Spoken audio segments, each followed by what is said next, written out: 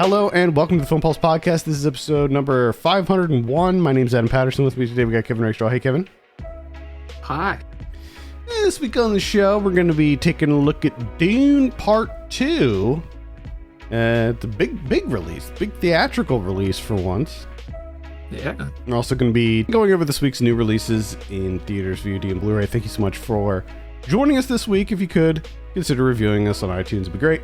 Hopping straight on in to Dune Part 2. This is directed by Denis Villeneuve. I have a synopsis here. Paul Atreides unites with Chani and the Fremen while seeking revenge against the conspirators who destroyed his family. This stars a slew of people who I'm sure we'll get into as we get into the discussion here. Now, Kevin, I think we had a conversation earlier this year, and you were saying something about you're like, it's going to take a lot to get me out in the theater. You were like, I think I'm pretty much done with theater, but this got you out there. So, yeah. I guess my first question is how was your theater experience? How was it to get back in those seats? Man, it was a long drive that I wasn't a fan of, and people suck. I'm not a fan of people. There wasn't that many people in the theater, but people don't silence their cell phones. Ugh. People just like talking.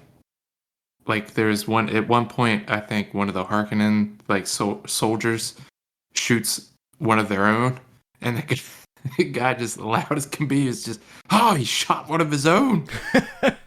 It's just like, all right, bud, yeah. That's what happened. We all saw it. We all saw it happen on the screen. The giant screen that we're all staring at. It's like, all right, sure. This was and there was one person in particular that, their breathing was the loudest breathing I've ever heard in my life. They need to go to a doctor. There's some concern there with the loud breathing. Yes, 100%. Okay. Well, it doesn't seem like it was. I mean, it seems like a pretty typical theater experience. Then there's it wasn't terrible, but it was one of those things where you're like, oh yeah, this isn't that great actually.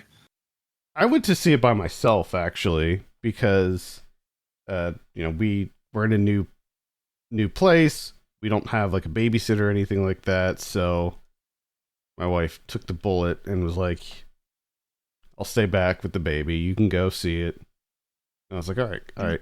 That's fine. I don't like seeing movies by myself. This is only the second time I've ever went to see a movie by myself.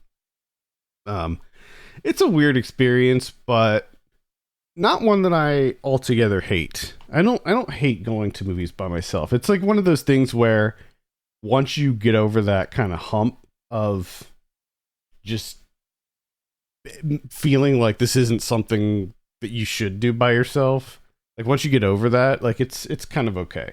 Of course, I went, saw tons of movies by myself at festivals and stuff, but that was a little bit, that's different.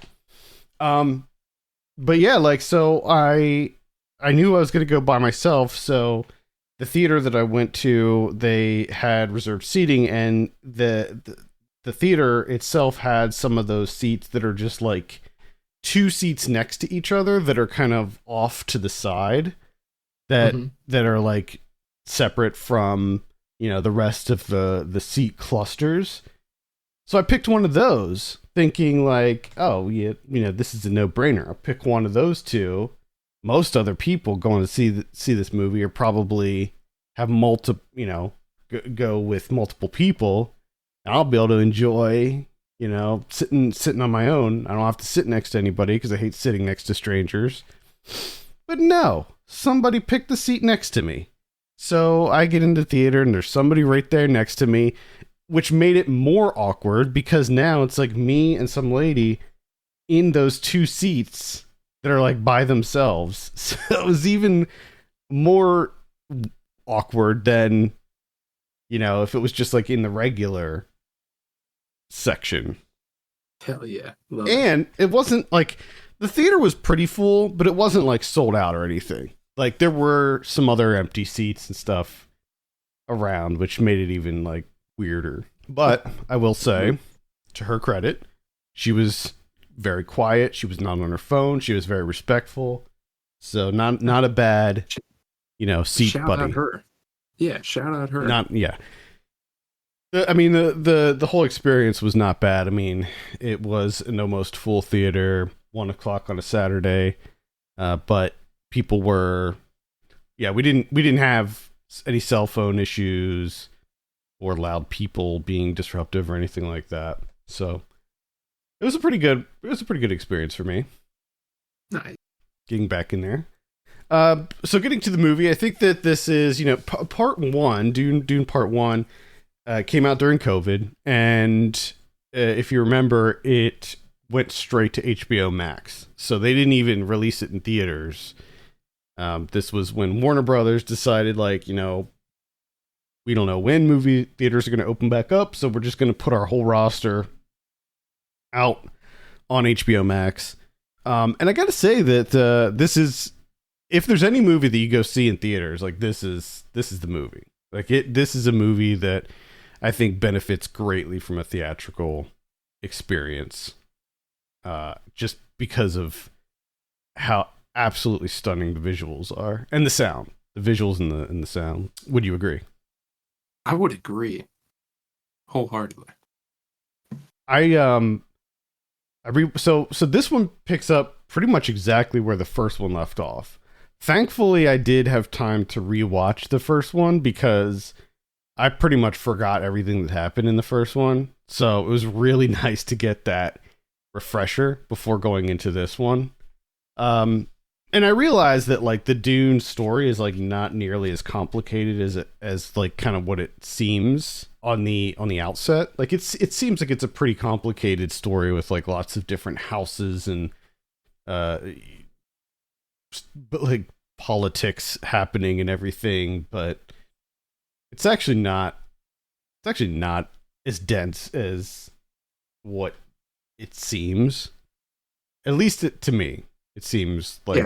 Yeah, from my understanding, is the movie does a decent job of like condensing everything, because it sounds like in the book it's far more dense. Yeah, which I don't know if I could handle. Like, I did see the Lynch Dune as a kid. I haven't rewatched it as an adult, so like I really don't remember hardly anything out of the Lynch Dune, but I remember when I saw it as a kid, I just found it so unbelievably boring. And I remember like being concerned about this new Dune being the same thing, like this is like some hard sci-fi type stuff here. I don't know. Like I used to be a Star Wars fan, but I just don't know if I can get into Dune.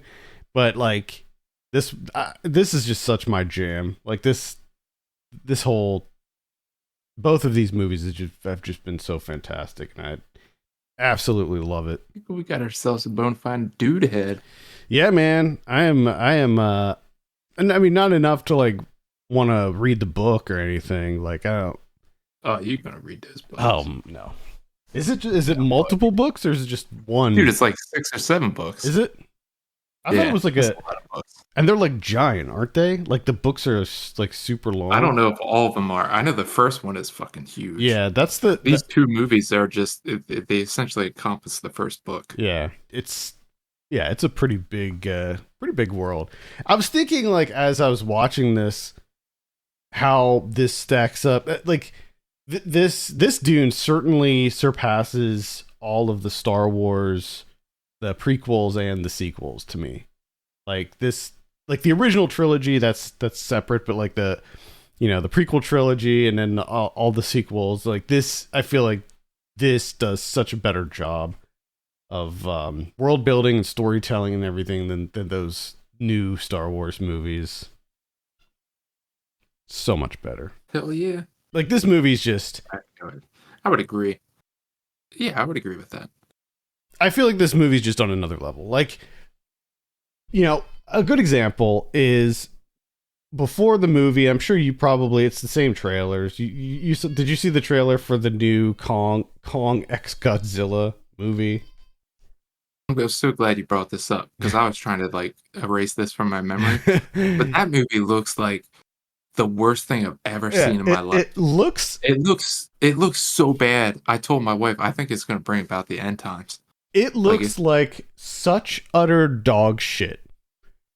And I love Godzilla. Uh, I like I like King Kong. I don't think that there's not really enough, in the Kong universe to say I'm like a fan necessarily. But I love Godzilla, and but this man, movie looks like such an absolute pile of excrement. Like it just looks like a freaking. You know what it looks like? It looks like a Transformers movie. It looks like a bad Transformers sequel. That's what it looks like to me. How he has like they gave him like the glove thing. they upgraded his Are you ass. kidding me? Are you freaking kidding me? But the reason that I'm bringing that movie up because like that's what we're mostly getting in the way of huge, huge budget, Yeah, big big bombastic like blockbusters, popcorn films. Movies like that. And it's like it's such a bad time for those types of movies right now. Like all the Marvel movies suck now. Everything looks like shit from a visual standpoint, like hmm cinematography, special effects. All of it looks like absolute garbage because Hollywood can't seem to figure out that if you pay animators a fair wage and give them enough time to actually, explore or express their talents, that you can actually get, good stuff out of it. It seems like studios would rather just like shit out whatever they can to just make a few yeah. dollars. But I also feel like they missed the point in terms of I think they don't realize like how simple audiences can be. Because I think like for me, and I'm sure you probably agree, and I've seen other people say this, like some of the most stunning things in Dune is just like when the people float down, like the Harkonnens float Yeah, down, yeah, and you're just like, oh, this is cool as shit. I fucking love it. absolutely, absolutely. Like there are artistic ways of showing things that don't necessarily have to be huge budget, giant set pieces and stuff like that. Like I'm sure that Kong versus Godzilla or Kong X Godzilla movie or whatever cost, you know, hundreds of millions of dollars to make in comparison to like Godzilla minus one. And you look at Godzilla minus one, and that movie, I bet, just runs circles around Oh, this Godzilla X Kong movie as far as oh, like from a visual standpoint, and every other aspect too, I would imagine.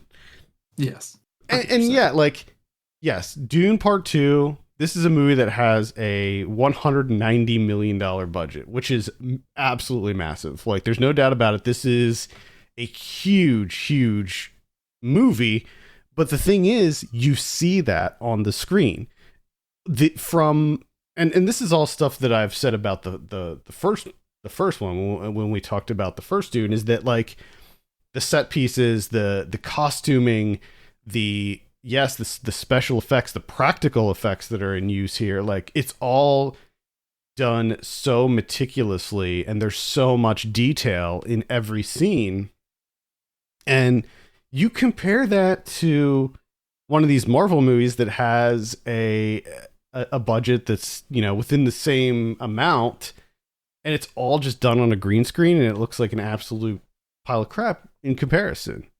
Like there is absolutely nothing that is even close to this movie from like a big big action sci-fi blockbuster type within that genre. Like it's just, this is like in a whole other level, and I hope that this is successful to the point that it lights a fire under some of these big studios to be like, okay, yeah, we need to like kind of go back to the drawing board. Because if you think about it, if you look at like The Empire Strikes Back, for instance, you know, a lot of people are saying that Dune Part 2, they're kind of drawing comparisons between this and The Empire Strikes Back, you know, the second Star Wars.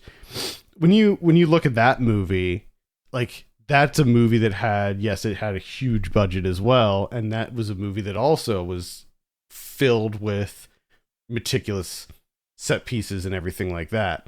So it's not like movies like this didn't exist in the past. It's just that they don't anymore, and everything is just so lazy now that when you see a movie like this, you're just like, holy shit.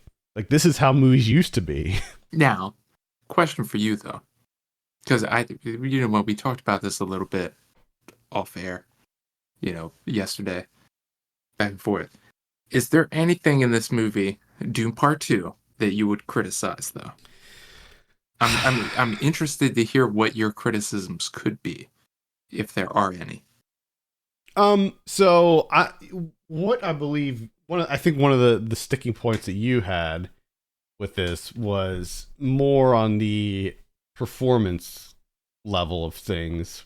Well, I've had some other things too. Thinking about it, the further I get away from it, the more time I get to spend thinking about it. There's other things, but there's one performance thing in particular. So I have very few criticisms with this. It's hard to fully criticize this movie because it's a part 2, and it started off exactly where the first one ended, so it doesn't really have any kind of like introduction. It just kind of picks up, and then also the way that it ends, I'm not going to give anything away, but I think most people know this isn't the last one, so it ends much like the first one, where it just sort of it's like a cliffhanger ending almost. Yeah. So I think that there are some criticisms that I'll probably have to reserve until the whole saga is over. But yeah, I don't really have much to say about it in a negative manner. I think that even minor gripes and quibbles that I would have with it, like, Timothée Chalamet's performance or something, it really wasn't enough to fully like pull me out of it or even detract from the overall experience for me. But what were your hang-ups? I mentioned Timothée Chalamet. You're not a Chalamet guy. You're just not a Chalamet guy. No, and well, I shouldn't say that. I think that my biggest issue with Chalamet is he's too of the moment. Like, he's too like modern. Like, I can't if he's in this or say like a period piece, like, I just can't believe it. He doesn't sell it to me. And in particular, Dune, I think his acting is just bad. It's just bad. I don't think sorry, go ahead. It's not that big of a deal to me. It's just there's times where when he's doing like this self-serious shit where you're just like, oh, come on, man. Like, you can do better than this. I think the interesting thing for me with this series is that I don't think that Paul is like, I don't think that he's the main character, obviously, but he's like one of the least interesting things about this whole story to me. Like, I actually really don't give a shit about Paul. I don't really care. I don't really care about Paul Atreides. I am more invested in just this world, and because I gotta say, I can't wait for I hope that the Fremen kill Paul. Just kill him. Just get over it and kill him. I'm not sure that's. Just kill the guy. I don't know if that's gonna happen, but I mean, I don't remember what happens in the Lynch one. Oh, you wouldn't cheer for that? I would not cheer for it. I would, if the Fremen were like, what? Like, yeah, I get you. Well, I mean, especially what happens in this one. Again, I'm gonna try to avoid spoilers, but there's some there's some developments that occur, prophecies being foretold and all of that stuff. Yeah, Where that's what I mean. Where you're just like, he, yeah, like, if you didn't like him before, you're really not going to like him now. Like, yeah. he gets less likable as the movie progresses, and I think that that's obviously by design. That's just where his character goes. Again, kind of drawing comparisons to Empire. This one is it's a little bit of a downer, I would say. Like, there are a lot of things about it that feel kind of ominous, by the end of it. A lot of So a lot of some good things certainly do happen. And, like, obviously the big battle that occurs in the final act of this one, which is absolutely insane. I mean, there's some just truly jaw-dropping moments in this oh yeah, in and this I will say movie. that before I get into any of my other criticisms, I will say before I get into that is like all of the action stuff in this movie is just spectacular. Like it's, I don't know if it could be better, honestly. It just The looks only other, so yeah, good. it looks so good, and just the scope of it, the size of it, the scale, like everything, just perfect, just about. The only other criticisms that I have, filmmaking wise, really, is the vision stuff Ugh. looks like absolute garbage. I didn't like that in the first one. I Yeah, don't like it it in just, this one either. and I don't know what it is about. Like first one, I was like, okay, this isn't whatever. But the second one, I was just like, this is fucking amateur hour. This looks god awful. And the baby stuff, or I shouldn't say the baby stuff, the fetus stuff just looks fucking even worse than the vision stuff. Just Yeah, I looks mean, fucking stupid as hell. I'm sorry. uh, yeah, I could have probably done without that, but Well, that's the other thing. Like, you don't need like okay, the vision stuff I understand. Like, you kind of need potentially a visual representation of that. The fetus stuff, you don't need it. Like, she can just talk to her stomach. and it happens And a lot. Like, there yeah, are a lot of scenes where she's interpreting or translating what the fetus and is it works. telling her. It works perfectly fine. That was just one of those things where I'm like, I don't understand why you Yeah, I could have done without that too. don't I, have to I do this. yeah, I kind of forgot about that stuff, and it is. I mean, it's okay. Like, nah, yeah, I definitely could have done without that. And a lot of the close-ups look like garbage. It's just a lot of I'm trying to think of, like, any that there's I just a can lot of recall. like There were a lot of close-ups. Chalamet just like close up on his face, you know? He's Yeah, trying to be serious. well, He's just trying a to be lot of serious. close-ups on Austin Butler's character too, Fade Yeah. Rotha or whatever. And Uh, those are shit too. All the close ups are shit. They're bad. I was a little concerned about Austin Butler because, much like how you feel about Chalamet, I feel the same way about Austin Butler. I think that dude is kind of ridiculous, It can't because he's at least in this movie he's at least being a freaky little guy. and Like this is a and freaky little world. yeah, and that's the thing is, like, I was just fully expecting him to just be Elvis again, and just just the pure white, the milky white version of Elvis, but he actually does some, he does some stuff in this. He doesn't act like Yeah, he's a freak. he doesn't act like Elvis. So I was really happy. I'm in the middle of watching that Masters of the Air, or I guess I'm caught up in watching that Masters of the Air show, and he's in that too, and he's just kind of Elvis again. And that new Jeff Nichols movie, the biker one, he looks like he's gonna be Elvis in that too. So He just can't stop being Elvis. no, he's just The like only way you can break him of Elvis is to just turn him into a little freak. a little white psychopath, a little pure white psycho, killing people and drinking their blood and doing all kinds of weird that whole house or whatever they are. Yeah, they're fucked up. They do They're just such weird stuff, man. Just a bunch of freaks. They did a bunch of weird stuff in the first one too, and they doubled down on the weird, creepy stuff in this one. A lot of gross, oily fluids getting squirted everywhere. I gotta say, I loved the visual of the like oil fireworks though, like during the kind of like gladiator scene. I'm glad you brought that up. The ink blots. Yeah. Essentially, yeah, the fireworks are like ink blot. I like that. Yeah, that's a cool idea.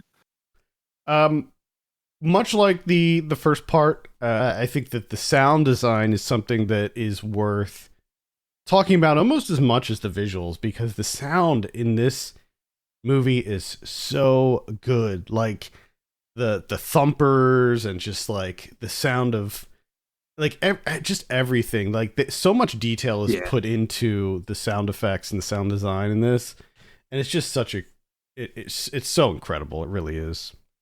I do, and I think I've mentioned this before, but I would like, blockbuster, big movie, action type movies.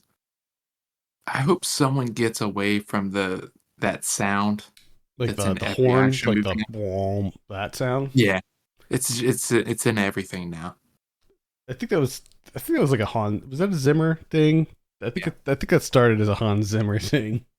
Well, he does the music here too. Yeah, I mean the score's good. The score's good, but it's just that sound is starting to get a little played out. It's a bit played out. I'll agree with that. I love all of the like the sound effects, like the just some of the sounds that you hear in this movie are just so unique, and like the sound of the, what do they call the thopters, the flying the flying things. Yeah. Like the sound of those things, and just it's wild. It is a wild movie. It's impressive to me that a movie like this, which is a very, again, like a pretty hard sci-fi type story. I mean, it is kind of wild to think about it, that this is like a big, huge mainstream spectacle. Like the theater I was in had like all walks of life, in this theater, like soccer moms in this theater. Like it's wild to me that you have soccer moms excited to be checking out Denis Villeneuve's latest Dune Part 2. Like, it's just so wild. Yeah, I mean, mine wasn't that packed, but it was all people older than me. And man, they were amped for some Dune. I mean, not amped enough to turn off their phones. Well, no, but that'd be asking way too much. That is way too much. Finally, get to see the Emperor in this one, played by Christopher Walken. And terrible. You mean like he did a terrible job? Yeah, it's just dumb. No, get someone else to do that. I mean, he didn't really have much to. Exactly. That's what, well, he might be like, that's the thing, is like you have to imagine that he's probably going to play a bigger role later if he survives that long. Yeah, which I don't. No, he's not going to survive that long. Looking at the guy, he's going to be dead for like 3 years. Florence Pugh's in this one, who is the princess, so she's the daughter of the Emperor. See, that's a good idea because she'll be around. I loved that costume that she had, the like chainmail looking thing. Mm-hmm. Incredible. Léa Seydoux is in this one. I imagine that she'll be maybe in a bigger part later. Gotta be. Because she doesn't, like, they make a pretty big deal about introducing her and stuff, but like she just kind of disappears. Well, she has the baby, so. Oh yeah, that's yeah. Watch out! Got that Harkonnen baby. The Harkonnen baby, Butler, Austin baby. Butler. Yep. Pretty much everybody from the first one, comes back. Stellan Skarsgård, of course, reprising his role as Baron Harkonnen, the gross schlub with the crazy like spinal contraption thing floating around, being gross. Charlotte Rampling has has a bigger role in this as the Yeah, Reverend Mother Bene Gesserit. and a They're Jesuit. doing all sorts. They're doing all sorts of stuff. They're scheming, man. They're fucking They're scheming left wheeling and and right dealing. every day scheming. They're up to no good. They got feelers everywhere, scheming all over the planets. Yeah, spies. They're running the show. I would say the one thing that I do like, but this is also a weird thing to me, especially in this movie in particular, Javier Bardem's character, right?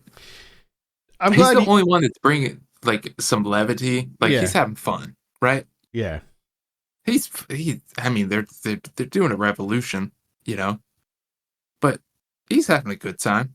He's laughing. He's cracking jokes. But everyone else is so fucking serious yeah. It's that it ends funny. up being like this weird juxtaposition. It's funny. I'm glad you brought that up because I was thinking about this too, and I was like, endlessly as I was watching this, I was thinking about like comparisons to other big like sci-fi operas like Star Wars, and I was like, what is this missing that Star Wars has? And I was like, well, one is a cast of characters that is like you instantly latch onto those characters. Those characters are memorable characters, and I just don't think, and it's not this movie, it's just Dune in general. I think it's just the general source material. I don't think that the characters are particularly noteworthy. Like you don't really latch onto them the same way you do like Han Solo or Luke Skywalker, you know? And then the other thing is just the levity, as you mentioned. Like the first part did have some like little quips here and there. This one, no. This is dead serious, except for Javier Bardem, as you mentioned, who is a very different character in a lot of ways in this one, as opposed to what he did in the first part.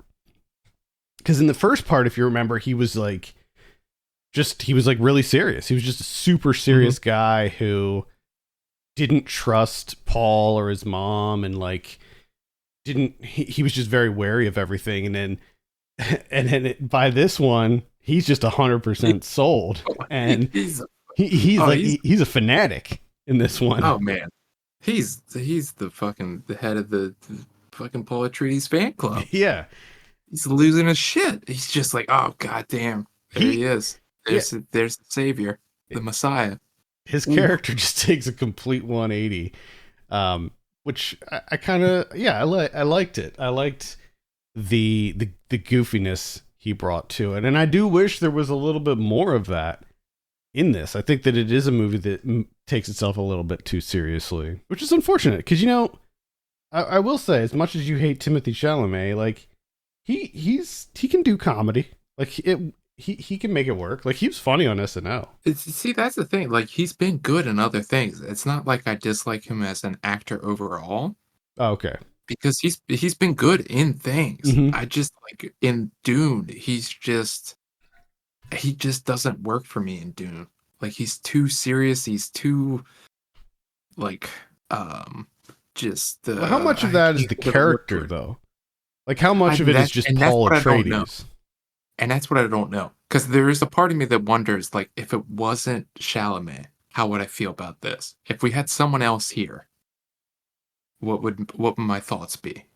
If it was like, I'm trying to think of who else it would be. Tom Holland seems a little bit too. And yeah, I don't know. I don't think Tom Holland would work. Tom Holland's a little bit too. I don't know what the word would be for him. He needs to be a little bit more chiseled, a little bit more gruff.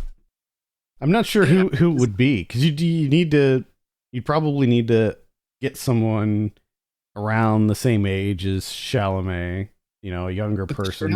I think it's Chalamet's sulking in this movie just doesn't work for me at all. And then when he gets like serious, it's like, I don't believe you. I just don't. Chani deserves so much more. She does. Glad you said it. We were all thinking it. You're a boss. God damn. You know? Yeah. So, anything else you want to add? This is a movie I can't recommend enough. Obviously, if you haven't seen the first one, check that out before before going to see this one. No, I fuck don't it, dude. Just go straight into I don't this. know You don't why. need to see the first Not, one. I mean, I'm sure there are people who start off with this one. I imagine it'd be a very bad time for you if you did not see the first one and went into. You, I would recommend rewatching the first one actually before going into this one. dude, you can figure it out. It's not that hard. His dad died. He got killed. He wants revenge. Like, They all come want on. the spice. Yeah, You you know? gotta have the spice. You need the Trying to spice. trying to collect that spice, fucking blow the shit up. Like it's not rocket science. God, Okay. oh man, all of those scenes, like the sandworm riding scene, the all of the scenes when Now, they're ambushing the you yeah, know the the resistance stuff I fucking oh loved. my god, like Yeah. But all the worm stuff I thought was kind of weird. Just the way that it progressed because it was like riding worms. well, and then all of a Toughest sudden thing they were to like do. they're pets. They were like Everyone's fucking riding yeah, worms. They're using them as public transportation. I'm a deal to ride a worm. Like, yeah. how you loading up? I don't know. I Like, mean, how, they showed Chani do it where she just throws down a thumper and then one like shows up. I know, but It then they just showed the shows up one where and it's like there's like 90 people on a worm, and yeah. I'm like, I saw how Paul did it. Like, are you guys like how are you guys packing your stuff on top of this worm? It's not like it stops, you know. It's not like it just Yeah, stops and waits for everybody to get on. And then like like, and the worm's especially like, are you guys good? yeah, Can I especially go? when they all went south and there was like Oh yeah, it was just a bunch of. like the mom and there was like they had like tents and shit like that. They, It's like, they moved all of their stuff on the yeah, worms. that's what I meant. Whereas like, oh okay, oh the worm is a big deal, and then later I'm like, it's not a big deal at all. This is fucking Amtrak. Yeah, that's their public transportation. Ridiculous. That first sandworm scene though was really Oh hell yeah. that was incredible. And the mines, I loved when the one scene when when they brought Josh Brolin back and when they went after that one and they had those mines that were like magnetic. Mhm. So cool. Yes. Oh my god. That's the thing, like this movie just has so much cool shit in it that like Yeah. almost every scene you could be like, "Oh man, remember this scene when they did when they were like that slow motion burning the corpses with the flamethrowers and it And that's a good point because even some of my criticisms is this movie is so big and they're doing so many things. Like, yeah, not all of it's going to be great, and I can't expect all of it to be great, but a large majority very good. yeah. Yeah. All right. I love this movie wholeheartedly. I actually want to go back to the theater. I want to see it again for the first time. I thought that this was absolutely incredible. Let's go. Let's give it a score. Here's Okay. a score that you're going to be surprised about, Kevin. Well, maybe not. I haven't given a score this high in quite a long time. No, Oh it's not a my 10. It's not. We're not going 10 territory here, so don't get your hopes up Okay. there. But this is a Well, then, 9.5 for me. It is almost almost a 10. almost there. It is almost there. Wow. This is Wow. going to be tough to beat for my favorite movie of the year. Gotcha. And I had to, like, I feel bad because you're like 9. I'm like, you're at 9.5. You're all excited. And then I'm going to just come in and be like, yeah, it's a 7. It's average movie. 7. Just an average. Just 7. it's nothing big. 7's no not big deal. average. 7 It's is a just- good score. It's a little bit above average. Yeah, it's a little bit of above average movie. It's a good thing. It's a good thing. Now, I will say it's a hard. I don't know if that helps. I don't think it does, but whatever. You know what? As long as you had a good time, as long as you found yourself entertained with the movie, that's fine by me. I did. There was parts where I was bored out of my fucking mind, but I thought that this one, compared to the first one, I thought that there was a lot more going on. Yeah, like action wise, which is interesting because I do feel that way, but at the same time, it's just a weird movie because at the same time, like it was more boring than the first one, but there was also more happening than the first one, which is weird. Maybe it's just because the first one there was so much new, like you were being introduced to this world for the first Yeah, time. and I think, So there were so that many is things part. that you're seeing for the first time, and whereas in this one it's a continuation. So a lot of the stuff we've seen I'm just like, before. yeah, I know this world. Yeah, like we know about That's the flying things, and we know about the yeah, thumpers and the sandworms and all that stuff. yeah. Interesting. All right. Let's take a look at what we have in theaters this week. Ricky Stenicki is going to be in theaters. It's a comedy with John Cena and Mm-hmm. what's his name, Zac Efron. It's bizarre because this doesn't look like a real movie. Yeah, it looks terrible. Looks absolutely terrible to me. Yeah. I don't know. I don't know what to say about this one. Love Lies Bleeding is also going to be in theaters. Oh, nice. This one I'm excited for, yeah. Cabrini. We got Imaginary. That's the Blumhouse horror movie. I think those are the major theatrical releases. On VOD, let's see. Starting with the 5th, we have Before I Change My Mind. We got The Troubles, a Dublin story. Then on the 7th, Ricky Stenicki is going to be on Amazon Prime. I don't know if that's like a premium, like if you gotta rent it. I would imagine if it's going to be in theaters also, but who knows? Yeah, maybe. Who knows? It says Prime on the thing, so It's gonna hand it out for free. yeah, I think that might be what's happening. I think they're just dumping it. It's probably a good idea. Then on the 8th, we got the Longest Goodbye. Got American Dreamer. Let's see what else.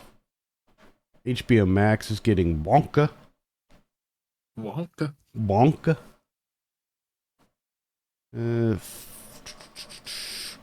Frogman gonna be on VOD.